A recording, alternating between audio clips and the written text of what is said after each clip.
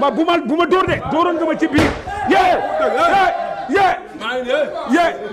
boo ñëw gars yi toog leen gars yi toog leen waaw Reug Reug toogal waaw non pas waaw toogal léegi li ma bëggoon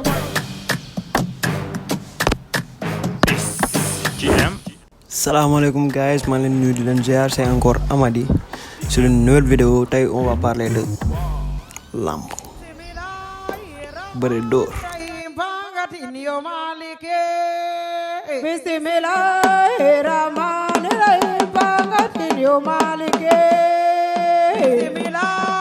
ñu dem seetaan benn extrait bu ndaw rek ñëwaat. yow ni nga mel ni dama laa xeeb du trop. dama xeeb wala dama lay taal parce que yàlla doo ma duma. wallaay doo ma duma. boo ñaa yow benn loxo nga de. benn loxo nga xeexeele. dama ne du ma xeex ak yow dañuy bëre. jarul benn loxo ak ñaar du ma xeex dañuy bëre. baax na incha allah. selon yéen kan moo gën a nekk en forme entre deux lutteurs yii nii. y a un problème qui se pose de. billaay ban mbër la fi dóor mu daanu. ban mbër la fi dóor. yow koo fi dóor mu daanu. dama lay laaj ban mbër la fi dóor. dóoru kenn mu daanu. kan la fi dóor yóbbu ardo man lu mu bon yóbbu naa samay combat premier combat ba 5e combat yëpp dama yóbbu ardo mais wax may combat moom kan la yóbbu ardo. benn la bi. waaw. ñan. bu ñaaw gi xam nga lu mu mën. waaw. noo ko tuddee. man damaa ñëw loolu problème. père déglu ñaaw kay si man la fekk baax. waaw wuyu ma fi dama la dàq waaw. kii waaw. kii maa la dàq. waaw. daan na Balla Gaye. waaw. daan na Modou Lô. waaw. daan na Ama Baldé. waaw. daan na Boy Niang. waaw. te bëreegul ak kenn.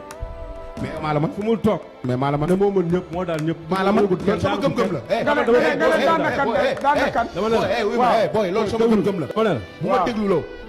loolu sama gëm-gëm la laa la wax. waaw déglu la. loolu jarul nga koy wax. loolu waaw mais dama ne. man la. parce que daanu ko kenn. man sama sa làmmiñ nga di wax. ba léegi duma dama lay daan. bañ daje dina leer. leen la nga ma ëppalee. leen la nga ma ëppalee. uy man nga waxal sa wax rek bu si dugal keneen waxal sa wax. leen nga ma ëppalee leen. waxal sa wax. ah déglu. waxal sa wax rek bu si dugal keneen. leen la ma ëppalee. ñaawaay. ñaawe. waaw ban nga ne daan na Balla Gaye. daan na Balla Gaye daan na Modou Lô ci làmmiñ. mu toog da nga naan kii mooy roi de Sénégal te daanu fi kenn. daanu ma kenn. mais maa la man dama lay daan. déglu waaw ok man yegg ci. premier testam bu mu am. waaw ci mbër bu toll ak moom. Kalla ñaata angoom da koo ñàkk. Kalla ko duma daan. muy kan Sa Thiès. Sa Thiès damaa duma daan. boobu mooy dama ne duma daan la. waaw mais. combat bu méttee métti lañ nar a bëri.